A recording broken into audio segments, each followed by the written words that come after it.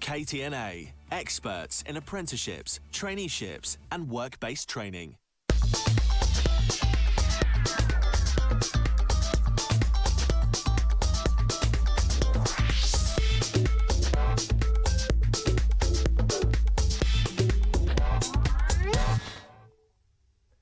Hello and welcome to Chris & Co, the show looking at what affects business in Kent with me, Chris Price. Joining me this week is Robin Edwards, South East Director of the Country Land and Business Association, known as the CLA. Later, we'll talk about mental health in the workplace and the impact of fly tipping on rural firms. First, bosses at a Belgian haulage company say they're so concerned about the prospect of a no-deal Brexit, they're building their very own lorry park in Dover. Matthews Transport has bases in Belgium and Calais, but say they're trying to plan ahead of March next year when the UK will officially leave the European Union. It comes as a Brexit deal remains elusive between Britain and the EU. Louisa Britton reports. Thousands of lorries pass through Dover's ports every single day, and with Brexit's date looming ever closer, a European haulage company says they're having to take matters into their own hands to prepare in the event of a no deal. The Brexit issue can be an opportunity, but if we don't get no help or no information, what can we do? We can't do anything, can we? So I think as a haulage company, we're limited in our possibilities for the future. Belgium-based company Matthews has been trading for decades and are hoping to build their own private lorry park close to the port to avoid disruption at the border. Well, this is the large expanse of land that Matthews owns in Whitfield, just outside of Dover, and they want to turn this site into parking spaces for their lorries when they're heading from Europe to the UK. The Belgian company has applied for planning permission for the 59-space lorry depot after a previous application to build a 300-space park was rejected after residents expressed fears it would affect the local area. I'm against Brexit for my business. You don't know how bad this is for us. We're a haulage company. We are preparing for the worst. It could be that due to the problems with the customs and the time loss, that we will have to take more via Zeebrugge, Rotterdam, London. Headquartered in Vern, they also have land in Dunkirk and Calais, as well as the site in Dover. It comes as there are fears in Kent that further custom checks at the border could cause traffic chaos in the county, as well as worries that conditions previously seen during Operation Stack in 2015 will become far more regular. So this is just one of the Matthews trucks that regularly travels between the UK and Europe. But its driver says that if there were further custom checks at Dover, it could create a serious backlog in Kent. It would just hold everything back, won't it? Instead of just coming out like you do now, you know, you might have an hour's wait. Yeah, just depends. Well, it will stack it up because there's nowhere in Dover for everybody to go.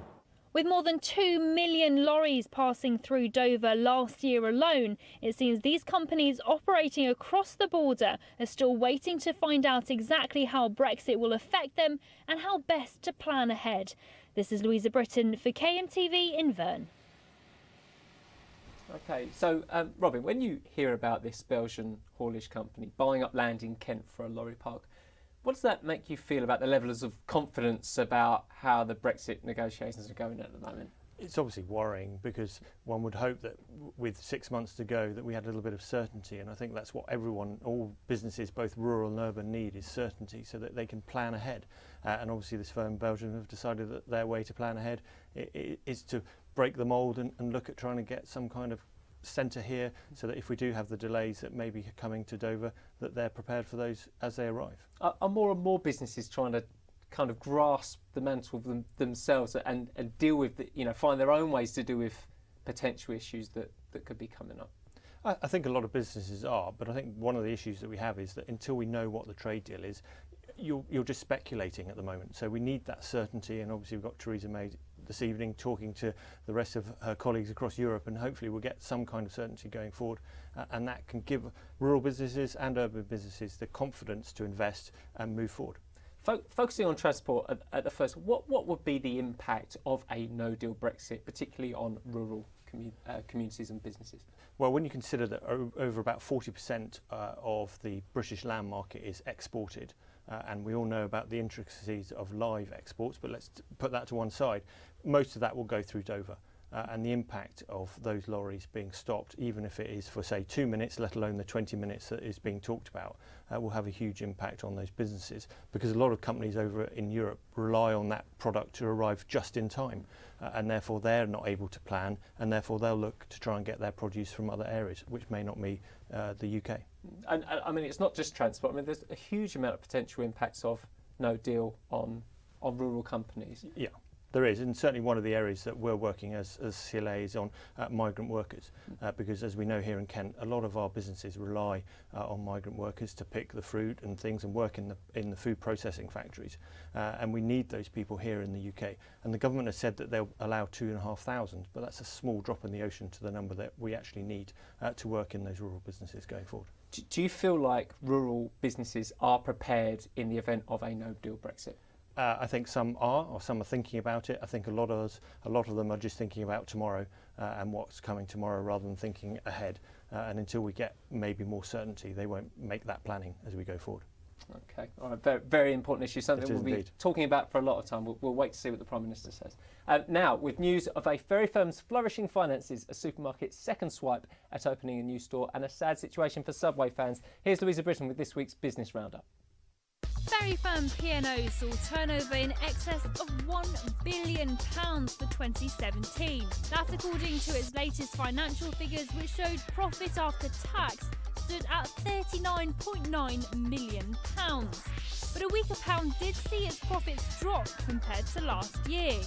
The firm, which operates the popular Dover to Calais route, as well as a host of North Sea and Irish Sea crossings, saw its growth driven by its freight services and logistics arms Ferrymasters. The report into its earnings found that customers will gain confidence in Calais as an entry point due to both a material reduction in migrant activity the market endured during 2016 and a stabilisation of the post-Brexit pound-euro rate. Aldi has resubmitted a planning application for a supermarket in a town after it was refused last month. The German discounter's proposal to demolish the existing Co-op store in Park Street and Deal and replace it with one of its own was rejected, with a difference of just one vote by Dover District Council last month. The main objections orientated around the felling of 10 mature trees, with 2 petitions attracting a total of 250 signatures. But having been inundated with emails and calls from disappointed residents, the chain has since announced it has resubmitted its application with no amendments. And fast food giant Subway has closed both of its stores in a town centre, claiming it wants to relocate to a new site. The popular sandwich outlet has shut its branches in Week Street and Gabriel's Hill in Maidstone just 6 months after announcing expansion plans across the region.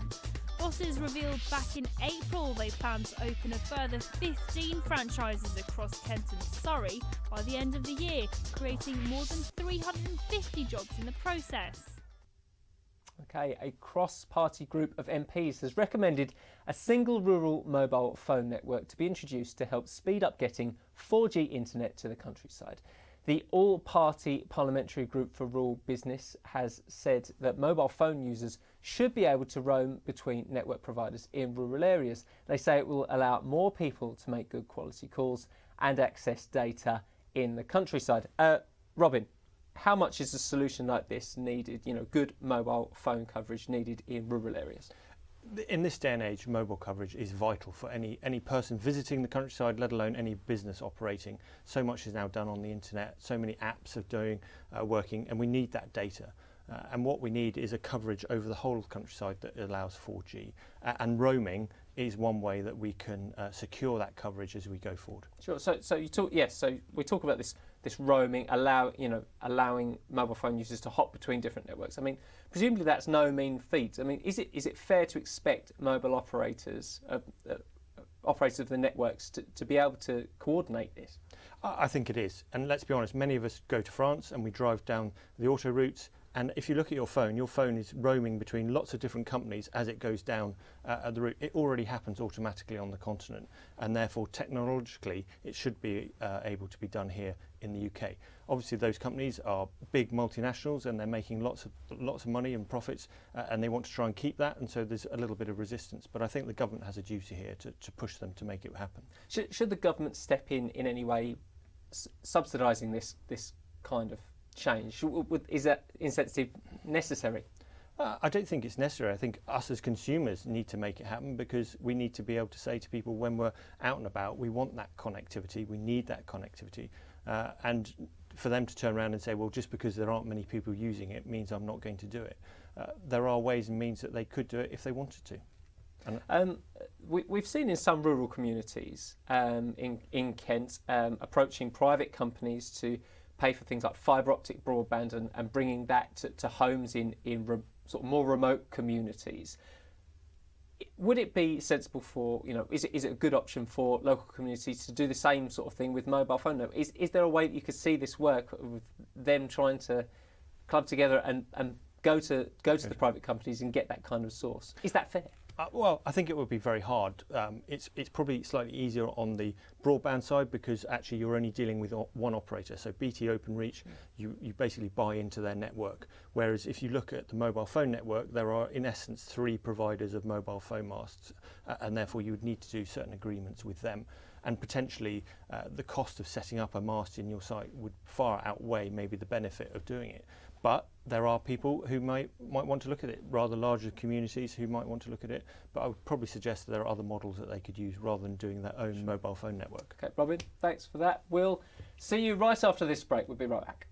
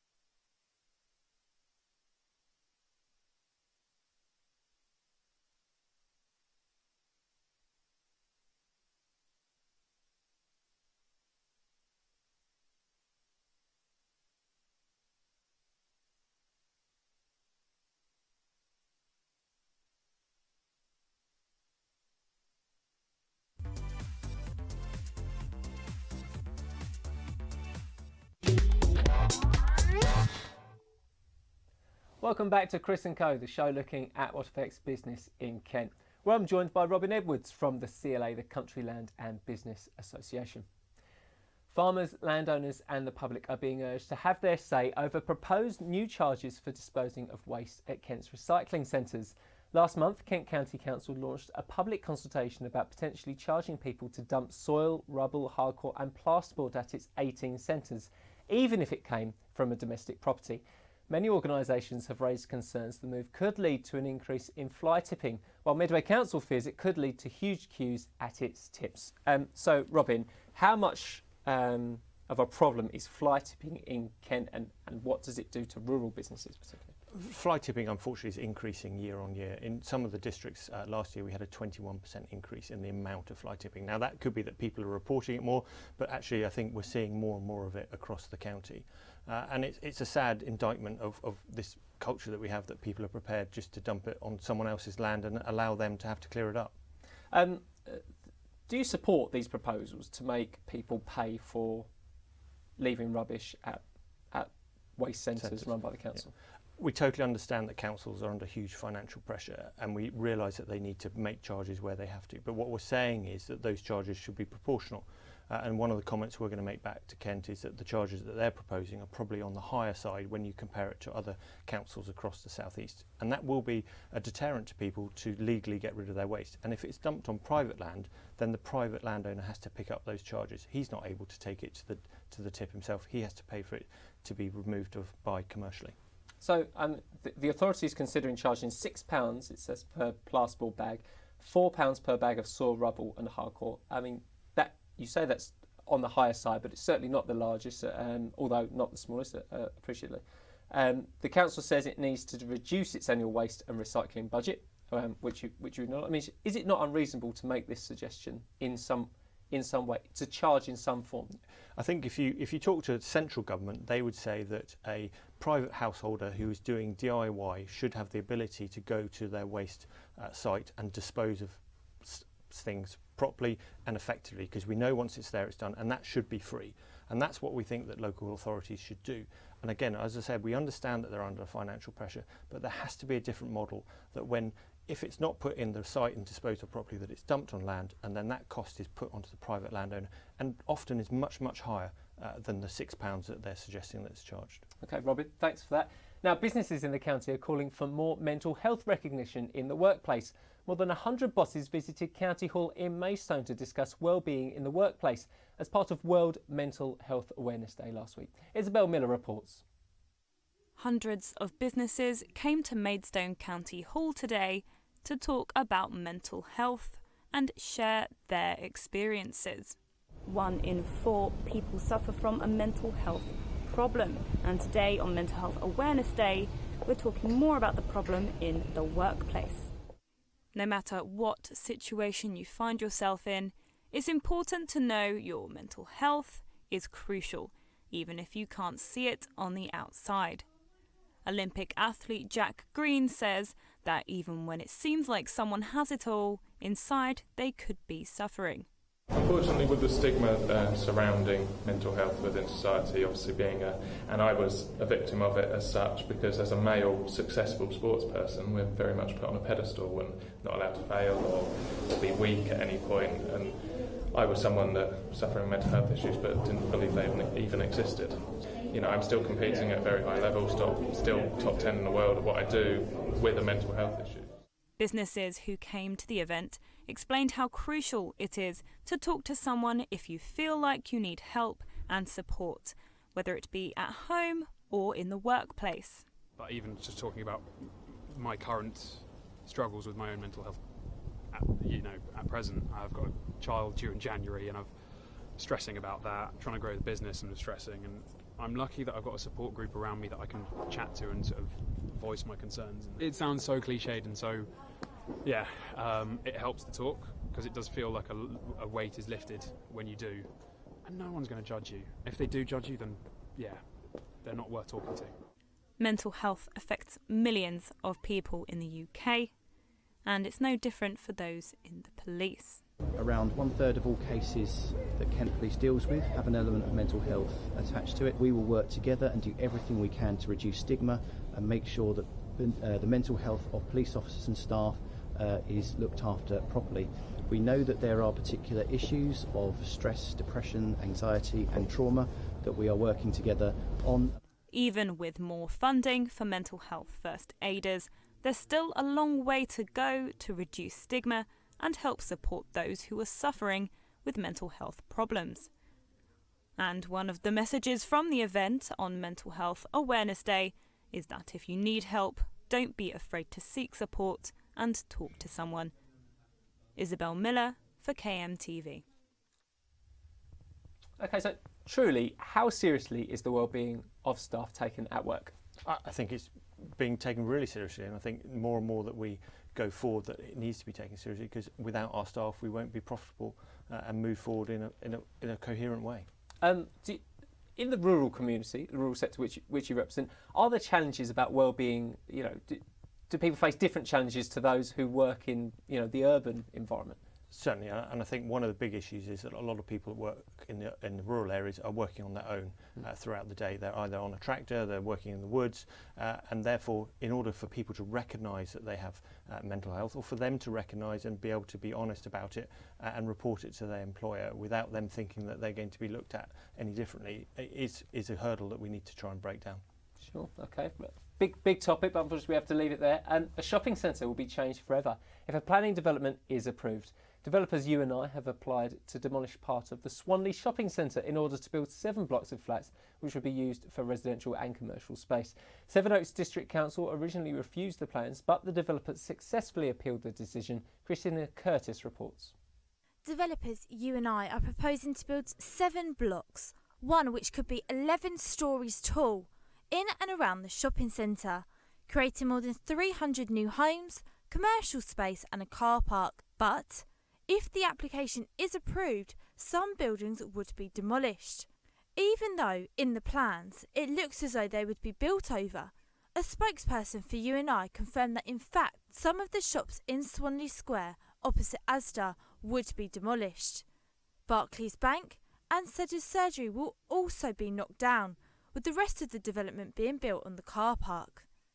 It certainly will change the skyline, and where the 11-storey block will be sited will be visible from the countryside of Kent. That will be pretty much a blot on the landscape. Certainly the town centre needs some regeneration. There are some very tired units here, and we certainly need some big names coming in. What we don't agree with are the huge blocks that are going up.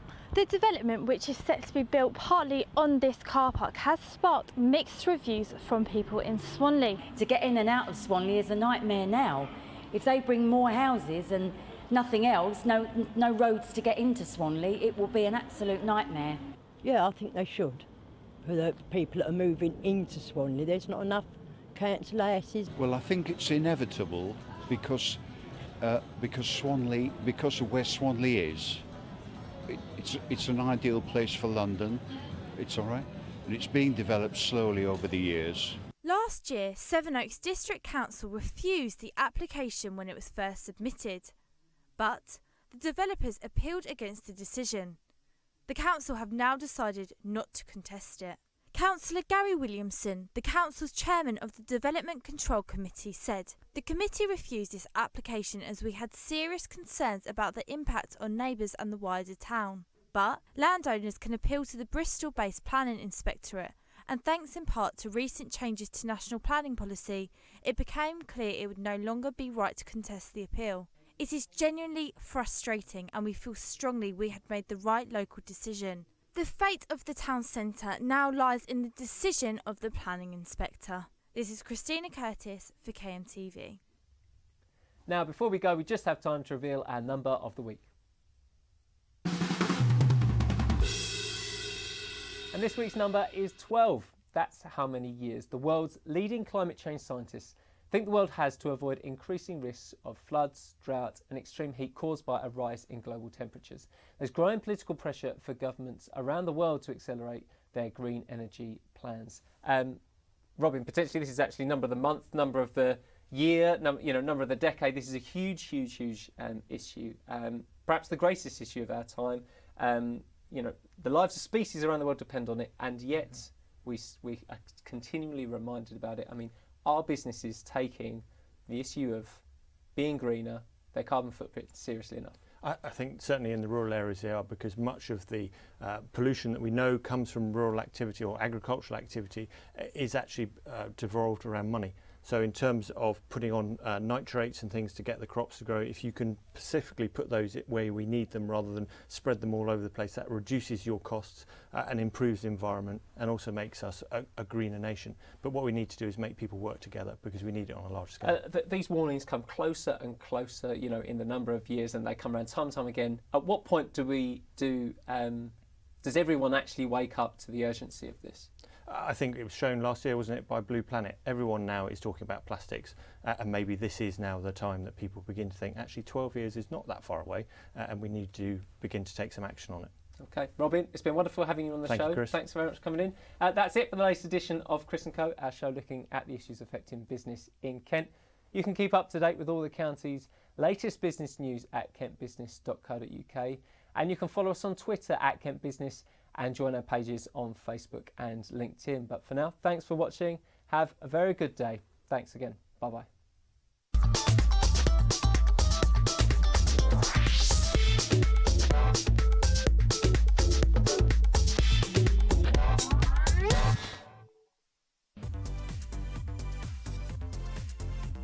KTNA, experts in apprenticeships, traineeships and work-based training.